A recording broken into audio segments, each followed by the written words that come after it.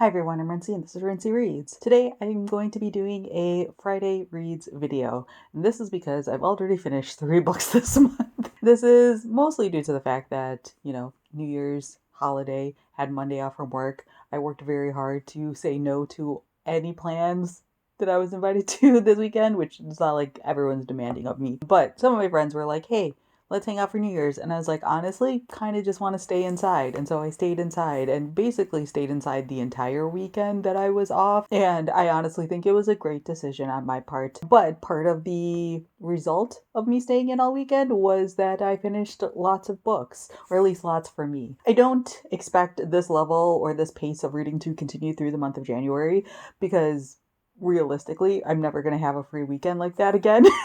This month. But I do know that in January in general, I tend to read more than average. And so I figured, let me just wrap up these 3 before the number of books I have to wrap up at the end of the month gets too large. So here we are. So first up, I have All This Could Be Different by Thankam Mathews. This is a book that I started literally on New Year's Eve and then finished in the new year. This is a book that I ended up picking up because I am doing a guest spot in Taylor from It's Radish Time, her book club called the Hope Punk Book Club.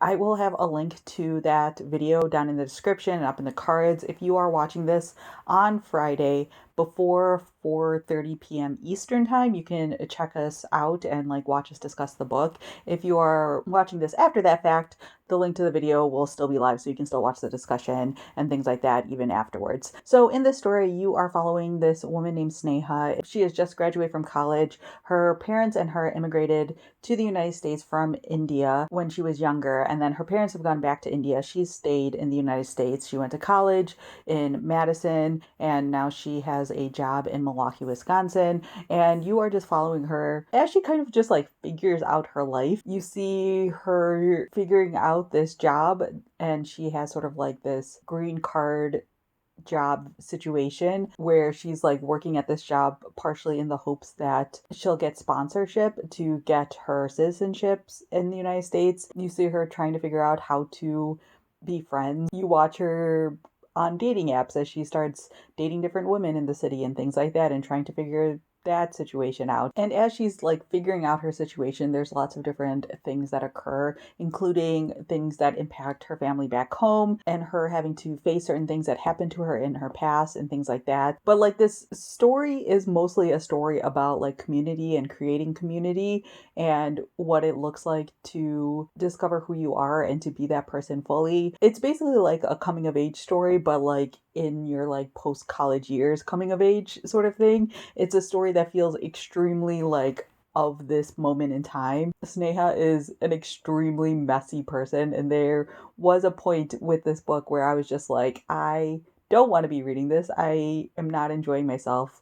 But then it kind of pulled me in, and it's mostly because of her friends in this book and the friendships that are created and the discussions around friends and community that really, really pulled me in. But one of the reasons why this was picked for the Hope Punk Book Club is because Taylor is looking to discuss basically books that provide us with some sort of hope for the future or kind of causes us to think about the future in potentially a different way. And there's a lot of really great stuff in here in terms of discussions about how you think about the future and things like that and the choices that you make in your life and all of that stuff. And yeah, I thought it was really well done. It toes the line of being too pretentious for me personally. The writer is someone who went to the Iowa Writers Workshop, and there's a level of overwriting that sometimes happens from authors who go to that, which some people love, some people don't. And this one just barely towed the line for me in terms of whether or not I would enjoy it. One small detail is that I didn't realize that this author was specifically Malayali. Her background, or at least the characters that she wrote about,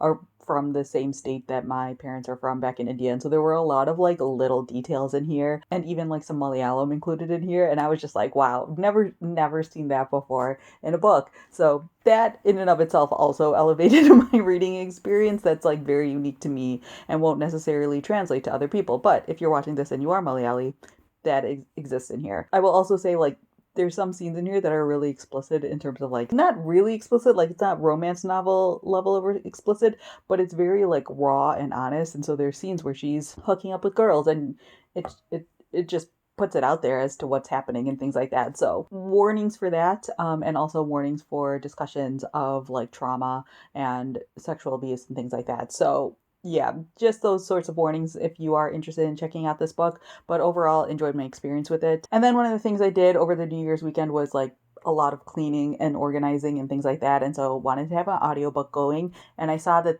on Hoopla, there it was an audiobook for After the Lights Go Out by John Vercher, which is a book that was sent to me by Soho. I didn't know anything about this book going into it, but I've heard good things about this author's other book, 3/5. And so when this was sent to me, I was like, yeah, I'll check it out. In this story, you are following a character named Xavier, who is an MMA fighter. He's of mixed race, and he's like going through a lot. He's on the tail end of a suspension from fighting. He's like anticipating getting back into the ring and things like that. He is estranged from his mother, and his father has dementia and is in a like nursing home, assisted living sort of situation.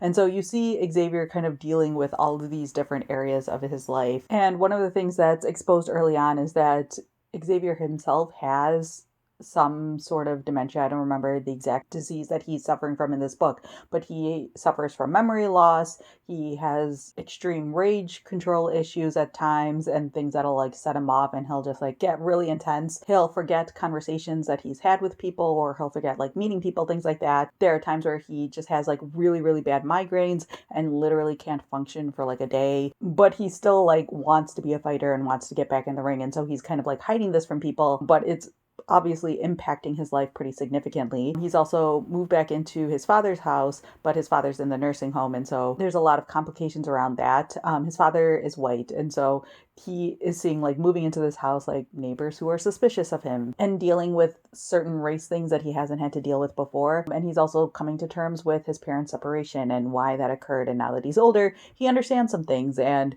there's some like traumatic things that happen to him over the course of this book. I ended up, like I said, listening to this on audiobook, and I thought the audiobook was absolutely fantastic. I was engaged with the story from the very beginning. I have no interest in like boxing or MMA fighting or any of those things, but I found this book to be really engaging. It was really a story of this young man who's struggling quite a bit, and so it was very interesting to see sort of like how this all played out. I will say this book made me extremely sad, so be prepared for that. It's extremely brutal, but it's also extremely beautiful, and honestly, I highly recommend it. Like, out of the 3 books that I read so far this month, this was my favorite. Like, I remember I was reading the other book for the book club, and then I started the audiobook for this one, and I was just like hooked immediately into this one and wanted to read this more than any other book that I could have possibly picked up. So yeah, highly recommend this one. This is a good way to start the year in terms of quality of books. And then the other book that I finished was Jonah's Gourd by Zora and Neale Hurston. First of all,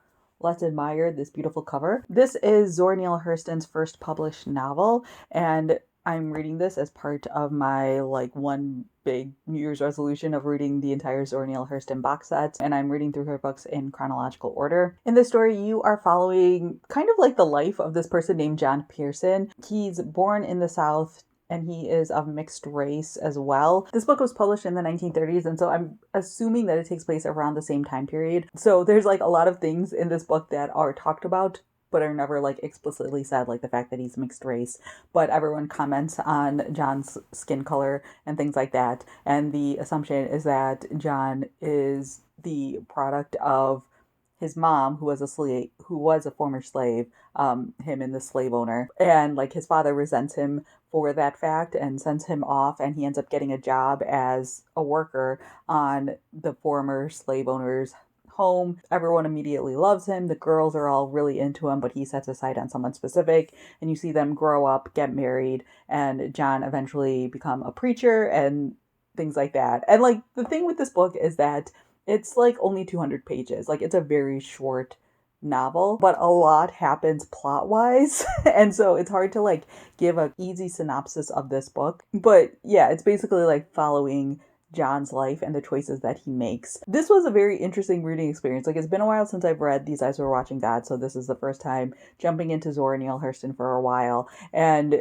there's a couple of things. One is that Zora Neale Hurston wrote this book with, like, the dialogue is all written in dialect, similar to Their Eyes Were Watching God. That's something that, like, always is hard for me when things are written in the dialect. So I have to like read it almost out loud or like read it in my head out loud in order to follow the conversations. And so just a forewarning. And from what I could see, I couldn't like find an audiobook for this specific book. And that's probably how I would have preferred to consume this book because it is written in dialect. And so I feel like that sort of hindered my reading experience. The other thing is that like it's hard to tell the timeline of when things are happening. By the end of the book I was like, wow, we covered a pretty decent amount of time, like a couple decades, and it's hard to see where those time period jumps are. There are certain things that don't like age well necessarily, like the person that John sets his sights on, or the woman that he sets his sights on, is this girl named Lucy who's only like 11, 12 years old at the beginning of the book, and he's supposed to be like a teenager. And there's a lot of conversations in here about like infidelity and stuff like that. And it's just like, I don't know if I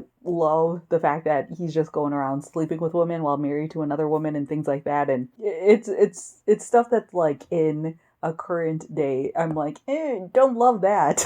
The great writing of Zora Neale Hurston still pulls you into the story. There's a lot of really interesting things going on in here, you know, discussions of colorism and racism in general and things like that, and a very like clear display of like this specific community, which, you know, obviously was extremely rare back in the 1930s. So overall, I would say this is like a 3-star book for me. Not my favorite, obviously, but I think a worthwhile reading experience still. So yeah, those are all of the books that I have finished already. I've already started The Blood Trials by N.E. Davenport. This is a science fiction novel where you are following this young girl or young woman named Ikenna, whose grandfather has been murdered. And so she ends up like joining this academy, or like she graduates from an academy and ends up joining what is basically like an military organization that her grandfather was a part of in order to try to figure out who killed her grandfather. I'm really enjoying it so far. I'm about 75 pages into this one, and so I could see myself like flying through this story. The one thing I will say is that like it kind of has that very like young adult protagonist thing of being like very like angry and single-minded without having a lot of evidence yet. And so I'm very intrigued to see if her assumptions at the beginning of the book about certain characters come to fruition, or if it's going to be a thing where it's like, no, they were actually on your side the whole time. So yeah, I'm looking forward to reading this. And one of the things about my New Year's resolutions is that my goal is to always have like 2 books that I'm specifically reading for that month. One Zora Neale Hurston book, which I've read, and then one book that's from my physical TBR. And this is the one that I was prioritizing for this month because it's coming up on the 12-month mark. Again, I'll link to my goals video so you can hear why I'm talking about all of this. So like, these 2 books were my goal for the month, along with this one. So I've basically already finished my goals for the month, my reading month. This was already a bonus book that I got off my physical TBR. And so after I finish The Blood Trials, I'm not 100% sure what I'm going to read. I might focus on library books.